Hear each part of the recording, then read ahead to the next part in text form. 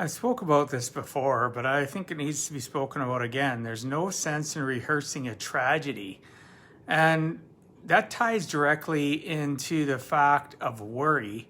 Things can happen in our lives. We can worry about, the fact of, for some people, a tragedy might be as severe as dying, losing a loved one, maybe loss of their life, and how would their family go on, or how would they, what legacy would they leave behind if they were to pass away. And they live that tragedy and they live in a life of fear their whole lives. I have people in my life, clients in my life, friends, family that live like that live and they rehearse the tragedy of, again, for an example, death over and over again, and they let it haunt them.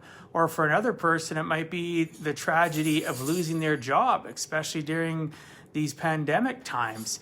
They're terrified, or a downfall in the energy industry. And I was just seeing a little headline in regards to new taxes coming in that the Liberal government's bringing in that's going to affect the energy industry once again. It's absolutely asinine, but this conversation isn't going to be about the carbon tax or the fuel taxes that they're implementing that are going to affect the industry. What it is, though, is how many people have lived in fear within the energy industry or in any career. Again, because of the pandemic, on top of that added more fear. They're rehearsing the tragedy of losing their career, their job, and whether or not they can find another one. And it creates excessive worry in people. And there's no sense in rehearsing that tragedy until it actually happens. Just like I've talked about, there's no use in worrying about things, because unless it actually happens, you've tortured yourself up to that period of time, whatever length of period of time, week, month, year, could be years that you've done this to yourself. So don't rehearse the tragedy. Accept the fact that there is circumstances where bad things may happen. It may not be in your control. It may be things that could, again, affect your career. It could be maybe something, again, that affects your life, and you're worried about what's going to happen with your loved ones.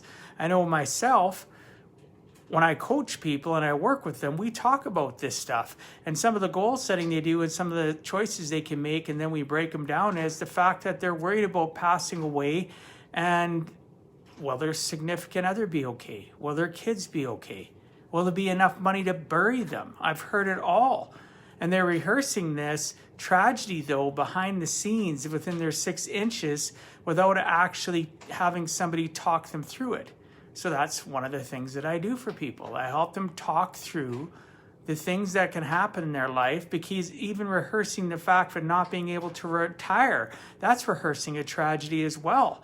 So I help people, right? I can help you. There's many different people out there that do similar things to me that help others identify the things that they are concerned about, worry, whatever you want to call it, but better to talk about it as a concern, figure out the strategies and solutions to not rehearse the tragedy of loss of job, loss of life, maybe the not being able to retire. Maybe that's the tragedy for them that they're rehearsing in their mind over and over again, that they're going to hit retirement and not have enough money to be retired. And they let all these things culminate, in their mindset, when in reality, with some structured assistance, mentorship, coaching, they can figure it out so that they lessen the amount of time that they worry. They lessen the amount of time that their brain stays in that state of worrying about a tragedy that they don't even know when it's going to happen or if it's going to happen. Obviously, the tragedy of death is going to happen. We all are going to die someday. But the other tragedies of loss of your job, your career, or anything that you could think of that you're fearful of losing is a tragedy. If you worry about it constantly and think about it, you're rehearsing that tragedy and causing yourself health issues, for one thing. When you worry too much about something that is out of your control, no matter what the circumstance is, you cause health issues for yourself, not just mental health issues. Mental health issues translate into physical health issues. It affects people, all of a sudden, one of two things I've seen. Loss of appetite, they lose a lot of weight and they look lethargic and they're not sleeping well. And then other people address the thing that they're worrying about, that tragedy, their worry. They overeat. They eat too much, right? So it can go from one swing of the pendulum to the other, or they might be somebody that hits the bottle really hard, drinks a lot of alcohol, or they smoke a lot of drugs. And again, I'm not against recreational drugs, legal drugs, or legal alcohol. In moderation, things can be fine, but many people, when they're rehearsing or are fearful of the tragedy that, again, they have no control over, right? In most circumstances, they have no control if that tragedy is going to happen. They can, though, train their mind and work on it to go through it step by step and break down the actual fear and the rehearsal of a tragedy that could happen, and put things in place. For some of it you can, some of it you just can't, right? In regards to the rehearsal of the event of death, right? The tragedy of losing your life, you can put life insurance in place. Losing your career or job, you start working on a side hustle. You start figuring out what you have a passion for and what you think you could do outside of your current career. Maybe it's the same thing, but in your own entrepreneurship, in your own self-employed business, perhaps.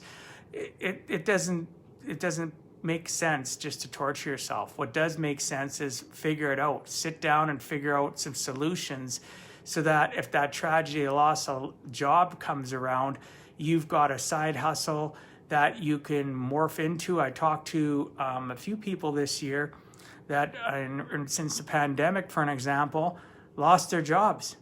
An engineer friend of mine lost his job, and his side hustle, though, was making like baking and making gluten-free, flour-free tortillas and baking and different things like that for people that are in the living a keto lifestyle like myself, or they're diabetic and need to stay away from sugar. So he had that side hustle he'd been working on for a couple of years, and losing his job forced him to go full-time into it, forced him to stop working out of a little bay and go get a bigger location and hire people, and he's doing very well for himself.